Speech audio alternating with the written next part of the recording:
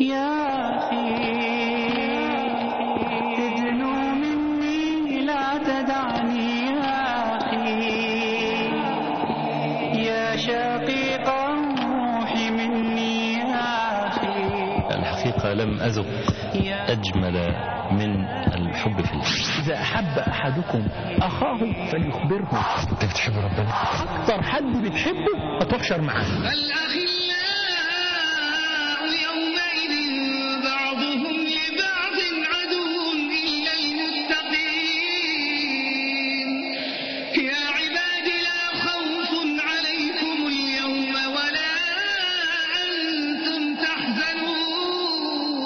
أجمل شيء في هذه الدنيا أن تحب في الله. أنا الحقيقة لم أذق أجمل من الحب في الله. يعني كما قال يحيى بن معاذ: أخف عبادة على القلب والبدن هي الحب في الله تبارك وتعالى.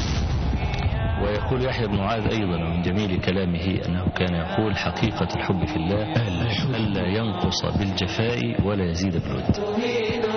فأنا أسأل الله تبارك وتعالى أن يجمعني والشيخ وسائر المشايخ على محبة الله تبارك وتعالى، وأسأل الله عز وجل أن يسبل عليه ستره الجميل. نشكر لشيخنا الحبيب الشيخ عبد السلام، وأسأل الله سبحانه وتعالى أن يكتب هذه الخطى في ميزان حسناته، وأن يرفع بها درجاته، وأن يتقبل منا ومنه ومن إخواننا جميعا صالح الأعمال.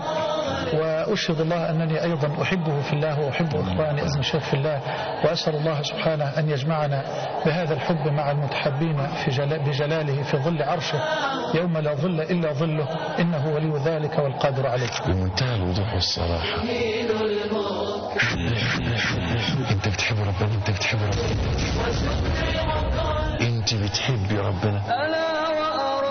أنتوا بتحبوا ربنا؟ الحب الحقيقي، حب الحقيقي ما بين الحب نفسه، اللي هو بالقلب كله. الحب في الله بذل لله، اللي هو مفيش عرق ولا مفصل إلا وينبض بالحب. من أحب لله وأبغض لله وأعطى لله ومنع لله فقد استكمل الإيمان. والمؤمنون والمؤمنات بعضهم أولياء بعض، فما أجمل الحب في الله، وما أرق الحب في الله، وما أطهر الحب في الله.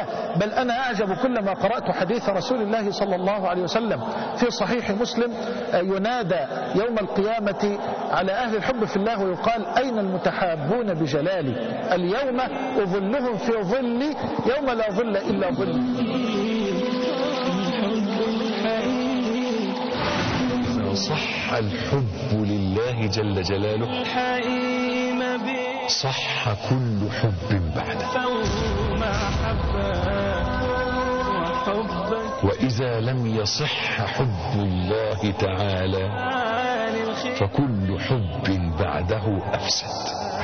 صلى الله عليه وسلم يقول لنا: إذا أحب أحدكم أخاه فليخبره وليقل له إني أحبك في الله.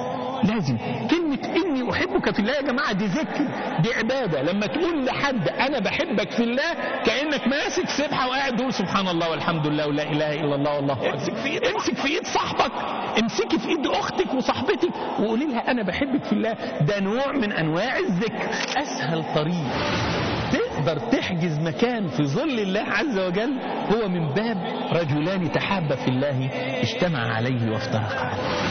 ورجلان زي ما قلنا، مش معنى كده ان ما ينفعش 2 ستات، لا 2 ستات برضو تحابوا في الله، تحابا في الله اجتمع عليه وافترق عليه. هل 2 بس؟ لا، ممكن يبقوا 4 تحابوا. هو ربنا عز وجل والنبي صلى الله عليه وسلم ضرب مثال بالعدد الأقل.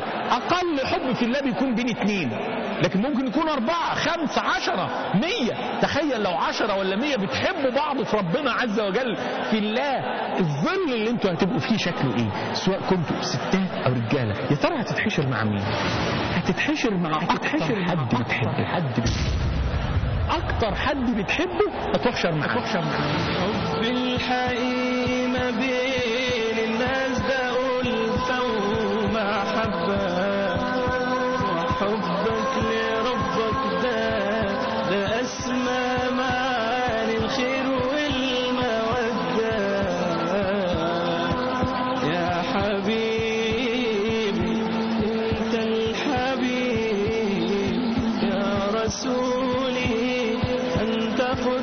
أمتي